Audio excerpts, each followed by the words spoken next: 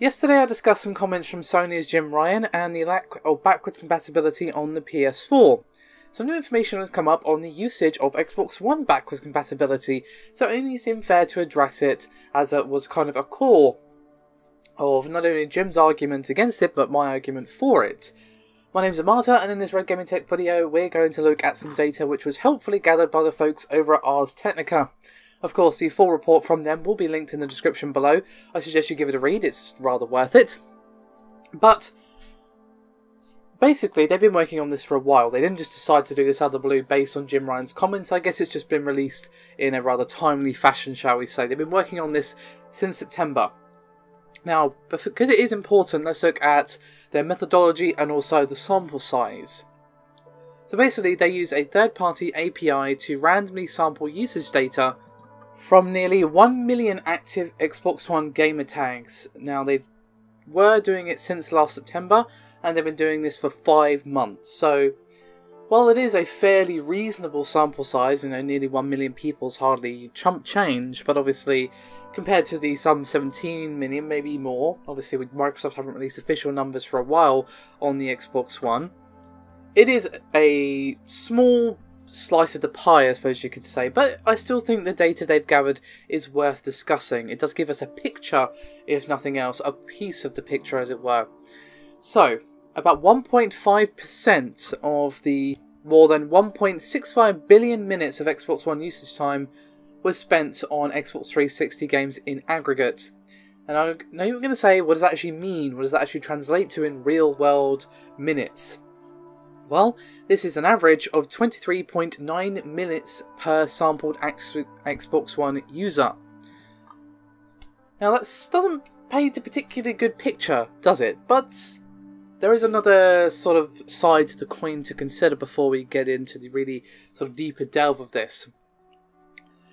You might be saying, well, okay, that's average across all users, but, what about the more popular games? Like, they've got some really cool older games that were really popular at the time, and people probably would still be playing on their old consoles if they had the space, that sort of thing. And one of the games that was indeed looked at was Call of Duty Black Ops. This is the most popular backwards compatible title in the sample from Ars Technica. Now,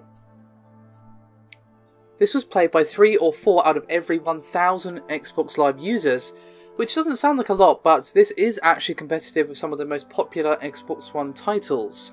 However, when you move away from the, most popular shooter of all time, most likely, I'm kind of putting that out of the air, but it is Call of Duty is my point, the usage rates do drop off rather dramatically. Now, of course, we have seen in the past that Microsoft themselves not exactly been hiding the fact that only a small percentage in comparison to the total amount of users actually use backwards compatibility, but obviously they've kept adding games. The value proposition of actually making use of backwards compatibility has actually increased.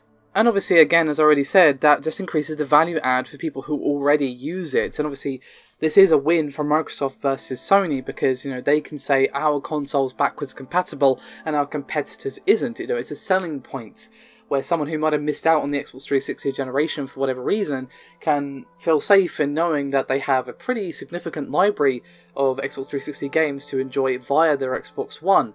And of course, Microsoft keeps supporting this service because, well, there are still a lot of people using the service, even if it is a small portion of their total user base. And obviously, again, it is good to say that, hey, our console's backwards compatible when our competitors isn't. But obviously, when Sony is in the winning position and they're looking at these numbers and they're looking at perhaps the numbers of people who use PlayStation Now, perhaps the numbers of people who use backwards compatibility on the vanilla PS3, and they're going, do you know what, it's not worth the cost. And if that's the case, well, it's disappointing, and I still think they should add it because it's just consumer friendly, it's a massive value add for the PS4. I just think we need to do more as an industry to preserve these old titles, to not forget our own history, as it were. A lot of these games have just kind of been forgotten, and if there's no way to play them, then obviously you kind of get where I'm going with this. We've seen with backwards compatibility and obviously consoles themselves like the NES Classic that a lot of people want to go back and replay these games and preserve the memories, share those memories with their children, family members, whatever. So I think it's a real shame that this is the case, but I don't know if I can blame Sony as much as I did yesterday, now that I've seen these numbers. I mean, I again still think we should have backwards compatibility, but obviously Sony are looking at this and going, do you know what, it's not worth the cash.